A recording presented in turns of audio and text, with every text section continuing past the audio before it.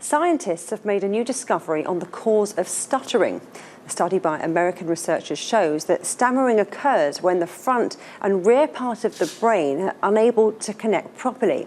This happens when there's a reduction of blood flow to the frontal lobe of the brain. More than 70 million people worldwide stutter, which is about 1% of the global population. Well, Norbert Liegfeldt joins me now in the studio. He's Chief Executive of the British Stammering Association. Thanks for coming in. Thank you, Julia. What does this study tell us that we didn't already know? Well, it is the latest in a series of research studies that tells us that the brains of people who stammer are built differently and process speech differently to people who don't stammer. So we now know really that children begin to stammer not because of their temperament or their intelligence or that because they're more anxious, but simply because their brains work differently, process speech differently, and are built differently.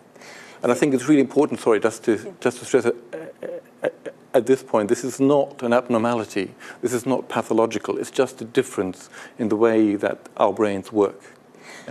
Hasn't it been commonly thought, though, that many children, most children who stammer and stutter will grow out of this? So does this give you a new window on the brain? It might do. Actually, you're right. I think 4 or 5 children who begin to stammer will regain fluent speech. And we don't quite know why. We don't know which children will grow out of it and which children will perhaps continue to stammer without intervention, without early intervention. But this might be a way to identify those children who are more at risk, for example, at an early age, because that's really the age where you want to intervene because you have the best chance. So what would your advice be to parents of children who stammer, and to adults too? Seek help. I think even though the answer is that most children will grow out of it, we would ask parents, if you are at all concerned about your child's speech, especially those who live in the UK, you listen to us here in the UK, is to contact the local NHS speech therapy department, get an assessment, because they are the ones who are trained to make this a differential diagnosis.